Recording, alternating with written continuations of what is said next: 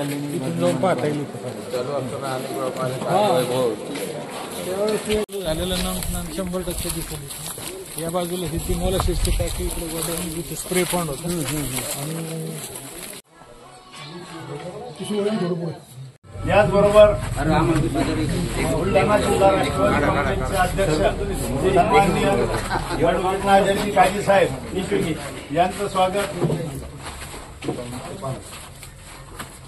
Jijamata sugar private लिमिटेडचे managing director Shri Anand बावरे साहेब हे करतील अशी मी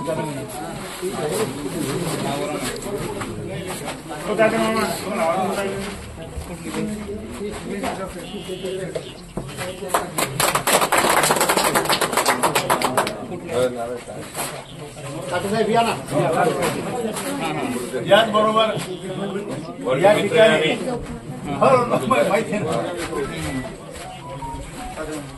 आणि त्यांची जी एक्सप्लोजरची लिमिट आहे त्याच्या पुढे जाता येत नाही. त्यांनी थोडंसं काही दिवस आधी करतो म्हणले होते, काही प्रक्रिया करून काही हे करून. परंतु आता अशी स्थिती निर्माण झाली की कारखाना सुरू करायसाठी लागणारे 10-12 कोटीची जे कर्ज आहे ते जर कर्ज आपल्याला तातडीने कुठे वित्त पुरवठा झाला तर आपल्याला हा कारखाना तातडीने सुरू करता येईल. योगायोगाने काल आमच्या कारखान्यावर त्यांनी काम केलं, म्हणजे कारखाना मागच्या वर्षी सुरू झाला पण फाईन ट्यून होत नव्हता. तर जाधव साहेब म्हणून आहेत ज्यांनी आता या सीझनला 18 कारखाने सुरू केले नवीन, म्हणजे काही जॉगरीचे प्लॅन्ट आणि काही शुगरचे प्लॅन्ट. तर त्यांची व्हिजिट या कारखान्यावर होती आमच्या नगरच्या. मग मी काल त्यांच्याशी चर्चा केली. साहेब म्हटलं आपल्याला जिजामाता या सीझनला सुरू करता येईल. तर त्यांनी मला आता असं आश्वस्त केलंय ते एकदा व्हिजिट करून गेले त्या कारखान्याला. आधी गेले आधी व्हिजिट करून गेले. तर ते म्हटले आता आमची सगळी यंत्रणा रिकामी आहे, म्हणजे कारखाने सुरू झालेत, आमचं काम सगळीकडचं संपलंय. आम्ही ठरवलं तर आपण 15 दिवसात पण कारखाना सुरू करू. तर मग लगेच त्यांना आग्रह केला की तुम्ही काल नगरलाच त्यांना मुक्काम करायला लावला आणि म्हटलं आज आपण कारखान्यावर जाऊ. योग सगळे जुळून आलेत. आता या सगळ्यात आम्हाला तुमची पण मदत आवश्यक. मी याच्या आधीच माननीय उपमुख्यमंत्री अजितदादा पवार साहेबांना भेटलोय. मी अजितदादांना विनंती अशी केली होती की पुणे डीसीसीकडनं आम्हाला फायनान्स द्यावा, बुलढाणा अर्बनचं कर्ज पुणे डीसीसीने द्यावं आणि ऍडिशनल फायनान्स आम्हाला द्यावा. दादा करतो बघतो म्हटले, परंतु त्यांच्या चेअरमन साहेबांनी तेवढा रिस्पॉन्स दिला. तर त्या दृष्टिकोनातनं आता जर आपण तातडीने नागपूर अधिवेशनाच्या काळात कानावर घातलं आणि आग्रह धरला की दादा मला माझ्या दृष्टीने हा कारखाना सुरू होणं महत्वाचं आहे, कुठल्याही बँकेला सांगा पण फायनान्स करा. हे जर झालं तर हा कारखाना आपण या सीझनला सुरू करू शकतो. आणि बाकी मी आता जाधव साहेबांना असं सांगितलं की कारखाना सुरू पण करायचा आणि चालवायचा पण त्यांनी, फक्त ऊस आम्ही पुरवठा करणार. तर ते त्या गोष्टीला तयार झालेत. त्या दृष्टिकोनातनं आपण सगळ्यांच्या प्रयत्नातनं ही काम घेऊन 100% सुरू होऊ शकते. वकील साहेब या सगळ्यासाठी सगळ्यांची मदत आवश्यक आहे. माननीय मुख्यमंत्री देवेंद्र फडणवीस साहेबांना पण या विषयात आपण भेटू आणि बाकीच्या काही ज्या तांत्रिक बाबी त्या तातडीने जर पूर्ण झाल्या तर हा कारखाना आपण या सीझनला सुरू करू शकतो. माझ्या दृष्टिकोनात आज एकदम म्हणजे सगळा योगायोग जुळून आला. सुदैवानी मान्य आमदार साहेब आमदारपदी निवडून आल्यानंतर पहिल्यांदाच कारखान्यावर व्हिजिट करतात आणि जसा त्यांचा पायगुण आहे ते पहिल्याच प्रयत्नात आमदार झाले तसा त्या पहिल्याच प्रयत्नात हा कारखानाही सुरू होईल. आपण इथं आला, आपला बहुमूल्य वेळ इथं दिला त्याबद्दल परत एकदा कारखान्याच्या वतीने आपलं अभिनंदन करतो. आपले धन्यवाद. आणि अंकल तुम्ही असाल त्यावेळेला आपण भाईजींसोबत एक बैठक गीतांजली मंगल कार्यालयामध्ये मीच आयोजित त्या ठिकाणी केली होती. भाईजीने त्यावेळेस देखील घेण्याच्या संदर्भात सुतोवाद केले होते. कारखान्यातले कामगार वगैरे यांचं आणि यांच्यामध्ये काहीतरी थोडं संवाद पुढे झाला नाही आणि त्यामुळे ते सर्व त्या ठिकाणी राहिलेलं आहे. आपला जे आपण जे पैशाचा 35 कोटी रुपये या ठिकाणी भाईजीने त्या ठिकाणी बुलढाणा अर्बनच्या माध्यमातून दिलेले आहेत. 12-15 कोटीचा आपला जो विषय आहे तर निश्चितपणाने आमदार साहेब महोदय या ठिकाणी आहेत. अधिवेशन आता सुरू होणार आहे हिवाळी अधिवेशनाला. ते काय जास्त दिवसाचे नाही, 5-7 दिवसाचं अधिवेशन त्या ठिकाणी आहे. परंतु त्याच्यातून वेळ काढून आम्ही आमदार साहेब त्या ठिकाणी प्रयत्न करून दादाची वेळ घेऊन आपल्याला त्या ठिकाणी मिटिंगला पाचारण करतील. एमडी साहेब असेल, जनरल मॅनेजर असतील आणि विशेषतः जाधव साहेब अंकल वगैरे ते इतर राहतीलच. आणखीन कोण प्रतिनिधी बोलवायचे त्या दृष्टिकोनातून त्या ठिकाणी प्रयत्न करेल. आम्हाला इतकं नाही का आता तुम्ही जे सांगितलं का आपण 15 दिवसात महिना लागेल तर ते शब्द खरे ठरवले गेले पाहिजे. कारण आतापर्यंत अनेक विषय आले, अनेक आता सुरू होणार, तेव्हा सुरू होणार, अमुक आहे तमुक आहे, वेगवेगळ्या बातम्या येतात, वेगवेगळ्या परिस्थिती येते. निवडणुकीच्या दरम्यान वेगळ्याच प्रकारचं अध्यक्ष महोदय ते इथून ट्रकमध्ये भरून हे सर्व मटेरियल बाहेर चाललेलं आहे, लेआउट कुठेतरी टाकलेलं आहे, ते लेआउटला त्या ठिकाणी मंजुरात मिळणार आहे, अशा प्रकारच्या बातम्या त्या ठिकाणी येत होत्या. कारण कारखान्याकडे हे कारखाना सुरू व्हावं हे सर्वांची मनोमन त्या ठिकाणी इच्छा आहे आणि त्याच्याकडे बारकाईने सर्वांचं लक्ष त्या ठिकाणी आहे. इथं काय चाललं आणि कशा पद्धतीने हे चाललं. आमची एवढीच विनंती की आपण जर हे केलं तर निश्चितपणाने तुम्हाला तेव्हानंतर जर कोणाला मानायचं असेल तर ते तुमचं त्या ठिकाणी मान होईल.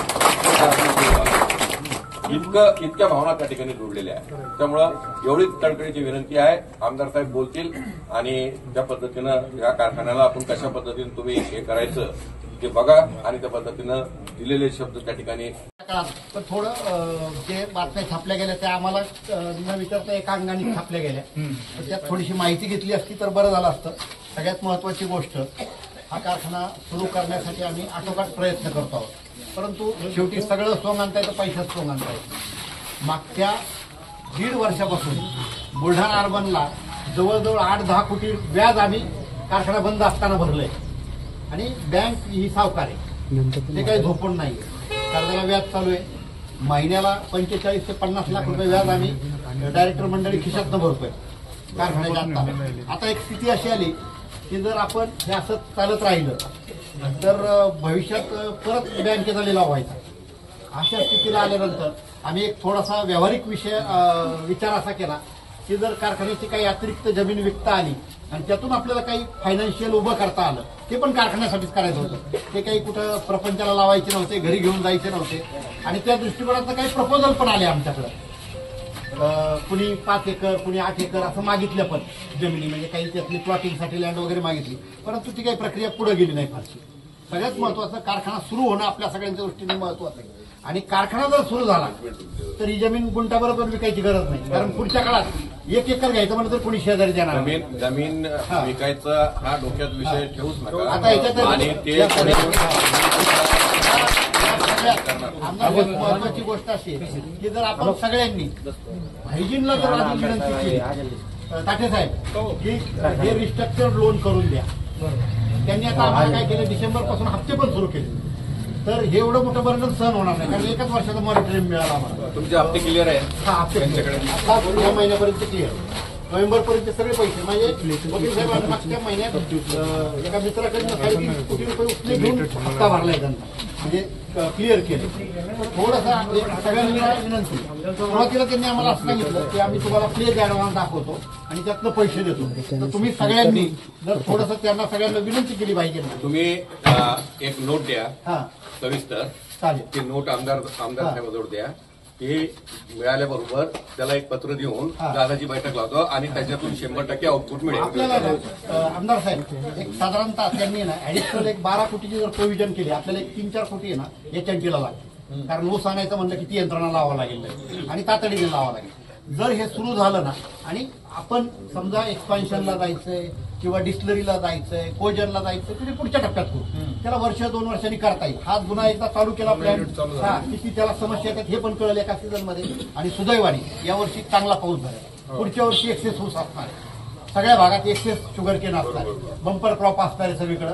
त्यामुळे ऊसाची अडचण येणार नाही आणि मोठ्या प्रमाणात आपण एकदा जर ग्रीप घेतली तर मागं बघायची गरज पडणार आहे. आणि मी म्हटलं तसं कारखाना व्यवस्थापनाला गुंठाभर पण विकायची इच्छा नाही. कारण एकदा कारखाना सुरू झाला ही जमीन कमी पडणार आणि पुढच्या काळात पुन्हा 2-5 एकर घ्यायचं म्हटलं तरी कोणी देणार नाही आजूबाजूला. त्यामुळं ही लँड विकणं ही काही कोणाची कारखान्याची प्रायोरिटी नाही. त्यामुळे कोणाची त्याबद्दल गैरसमज नसावे. तिथं जर पत्रकार बंधू असतील तर त्यांनी ही बातमी पण व्यवस्थित करून टाकावी. आणि या सगळ्या याच्यात कामात परिसरातल्या नागरिकांचा पण सहभाग असला पाहिजे. पुढच्या काळात लोकांनी उसावर पण लवकर आलं पाहिजे. कारण काय झालं, मधल्या काळात 20 वर्ष कारखाना बंद असल्यामुळं बरीच मंडळी सीड प्लॉटला गेली, त्यांना त्यात चांगले पैसे मिळाले. मग आता शुगर केनवर कन्वर्ट होताना शेतकरी ते पण एक चॅलेंज असणार. आणि लांबून जर ऊस आणला होता तर परवडणार. याच्याची जर कॉस्ट गरजच पडत नाही साहेब. 20-22 गावातनं जर ऊस आला सुरू करा, तुम्हाला पुढच्या वर्षी ऍक्सेस होणार आहे. काय झालं माहिती का, आणि जोही या ठिकाणी कारखान्याला रोजगार आपल्याला उद्या निर्माण करायचा आहे तो प्राधान्यानं ज्या लोकांचं या ठिकाणी योगदान राहिलेलं आहे, जे लोक जुने कार्यरत या ठिकाणी होते त्याच लोकांच्या माध्यमातून, त्याच लोकांच्या घरातून जे सक्षम युवक आहेत आणि आमच्याकडे पोटेन्शियल आहे खूप, म्हणजे सगळं काम करू शकतील असे युवक त्या घरातील मंडळी त्या ठिकाणी आहेत. सगळे लोक सुशिक्षित त्या ठिकाणी झालेले आहेत. तुम्हाला प्रत्येक कुठंच कमी पडणार नाही. तुम्ही जर म्हटले इंजिनियर पाहिजे इंजिनियर आहे, तुम्ही जर म्हटले टेक्निशियन पाहिजे टेक्निशियन आहे. तुम्हाला जो लागेल तो काम करणारा वर्ग त्या ठिकाणी मिळणार आहे. त्याच्यामुळे प्राधान्यानं म्हटल्यापेक्षा सक्तीनं तुम्ही आमच्याच परिसरातील लोक त्या कारखान्यावर त्या ठिकाणी नोकरीसाठी घेतले पाहिजे. ही माझी एक कळकळीची आहे. आणि आपलं जे आश्वासन आपण आम्हाला देत आहात ते खरोखर एक आनंद झाला. आज मी पहिल्यांदाच या कारखान्यावर निवडून आल्यानंतर आलो.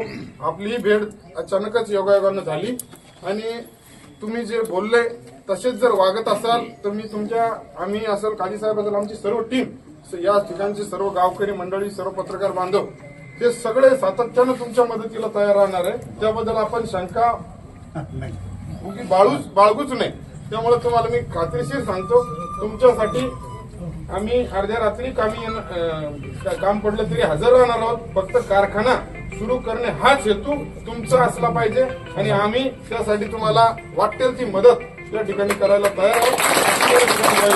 आणि आपल्याकडून अपेक्षा भंग होणार नाही, कारण की जुन्या काळात, मागच्या काळात अनेक लोकांकडून स्वप्न दाखवण्यात आली, अनेक लोकांकडून आश्वासनं घेण्यात आली, कारखाना सुरू करतो, परंतु सगळ्यांनी आम्हाला फसवण्याचं काम त्या ठिकाणी केलं. त्यामुळं भरोसा नवीन माणसावर त्या ठिकाणी ठेवणं अवघड आहे. परंतु आता अंकल असतील, तुम्ही असतील, हे लोकही विश्वासू लोक आहेत, तुम्ही या मातृभूमीत राहिलेले लोक आहेत. त्याच्यामुळे तुमच्याकडून आम्हाला फार या आशा त्या ठिकाणी आहेत आणि तुमचा शब्द तुम्ही मोडणार नाहीत ही एक आशा या ठिकाणी आपल्याकडून एक बाळगतो. आणि आपण खरोखर लवकरात लवकर, आपण आता 16 तारखेला नागपूरला अधिवेशन सुरू होत आहे, तर उद्याच दादांना पत्र आपण पाठवू काजी साहेब आणि यांच्या वेळेचं नियोजन करून तुम्हाला लगेच त्या पैशाची तरतूद कशी करता येईल ती जबाबदारी आमची राहील. त्यामुळे तुम्ही त्याबद्दल तुम्हाला पैशाची सगळी व्यवस्था त्या ठिकाणी होईल आणि तुम्ही तात्काळ हा प्रकल्प सुरू करा आणि आमच्या सगळ्यांच्या एक आशा पल्लवित करून परत आमच्या लोकांना एक चांगलं मदत करण्याचं काम आपल्या माध्यमातून होईल अशी एक आशा व्यक्त करतो. आणि परत एकदा